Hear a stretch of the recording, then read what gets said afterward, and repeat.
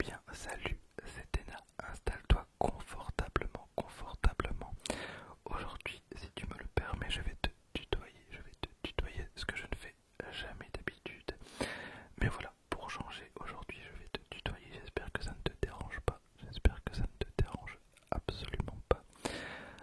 D'ailleurs, n'hésite pas à mettre dans les commentaires si tu préfères, en règle générale, être tutoyé ou vous voyez dans les vidéos ASMR. Voilà. Alors aujourd'hui, on va ouvrir des boosters Dragon Ball, mais pas des boosters Dragon Ball Super Card Game comme on a l'habitude sur la chaîne. On va ouvrir des vieux boosters. Donc c'est des boosters qui datent de 2006, voire de 2007 ou 2005. Alors là, on est sur un booster de la série 5.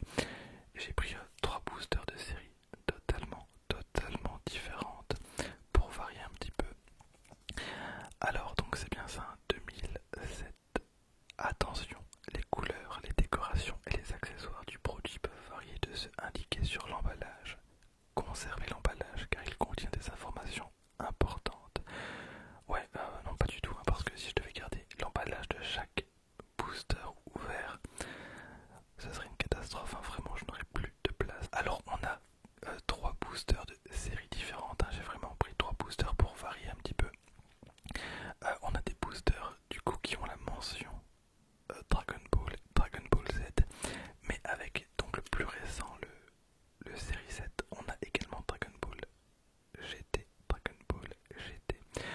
Alors un booster contient 8 cartes, dont une carte holographique.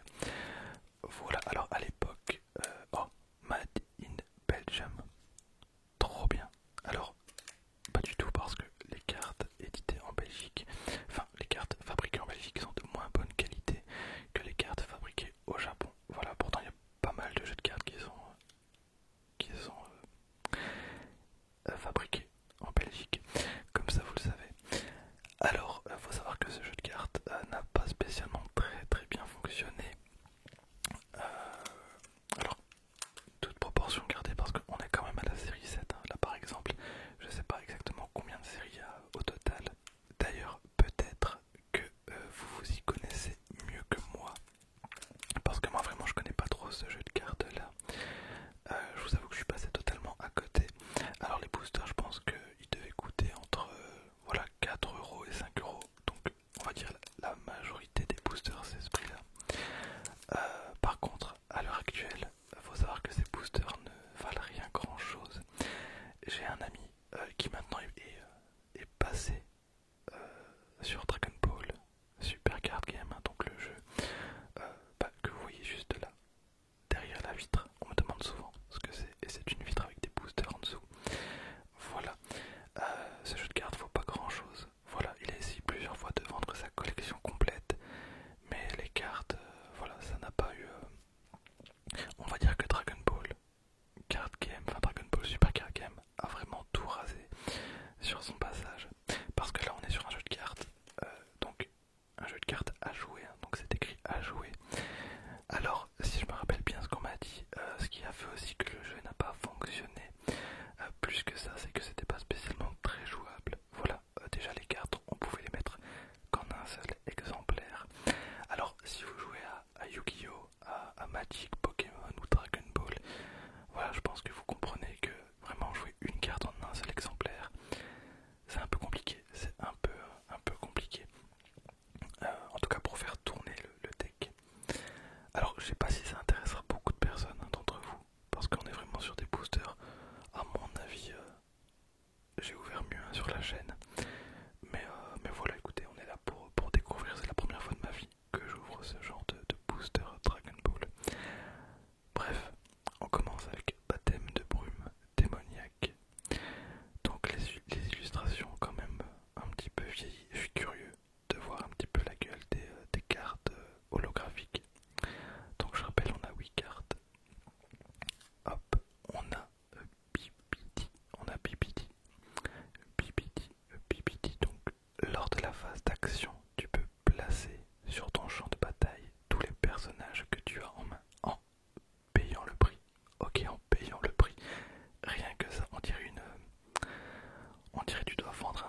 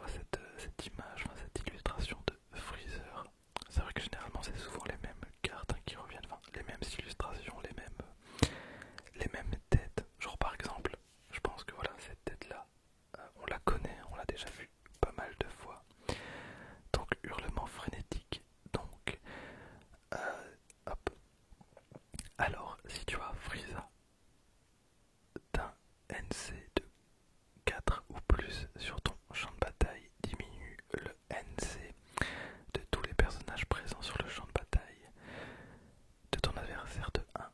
Les personnages dont le NC devient 0 par cet effet sont déplacés vers la Kame House de ton adversaire.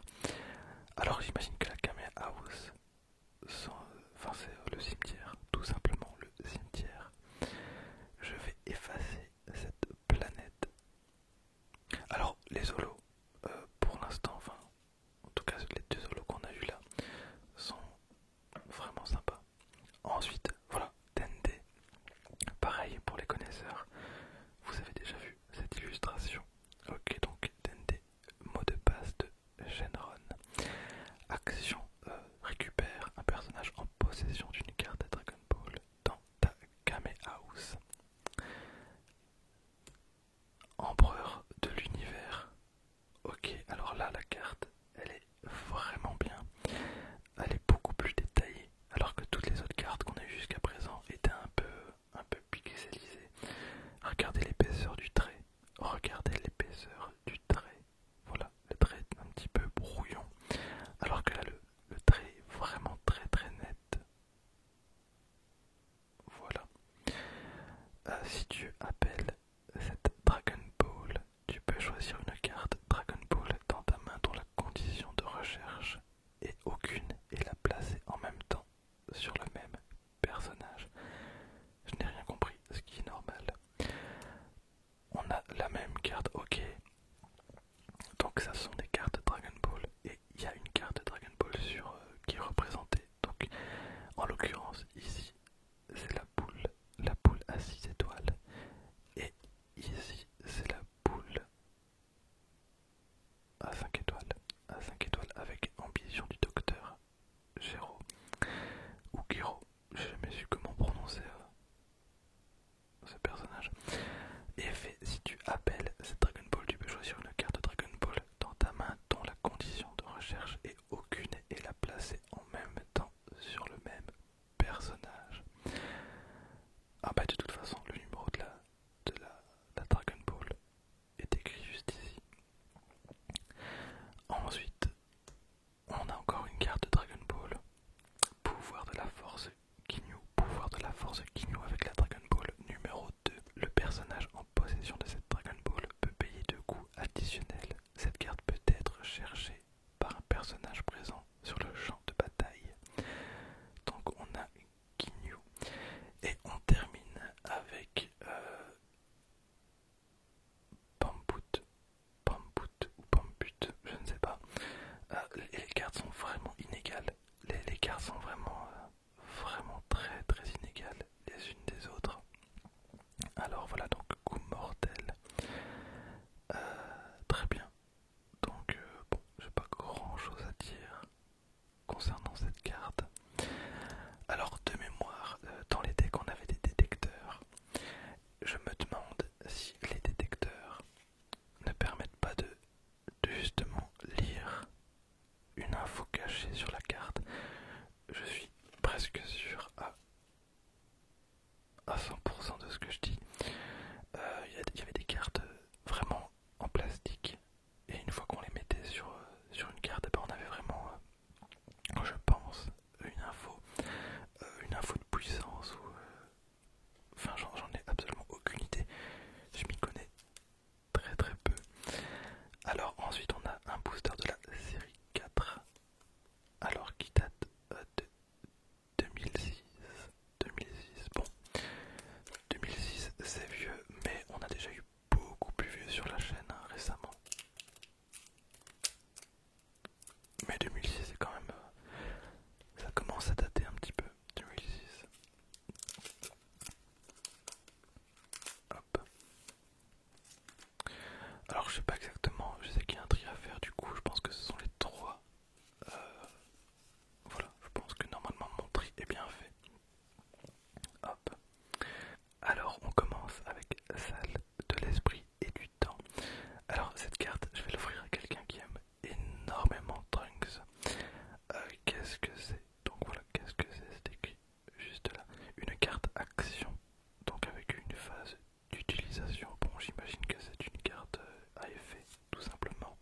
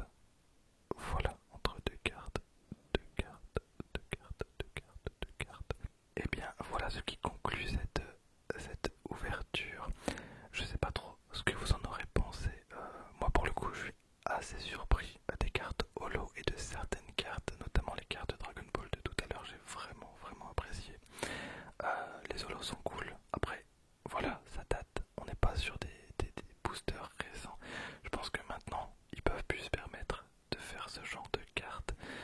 Maintenant, 5 balles, le booster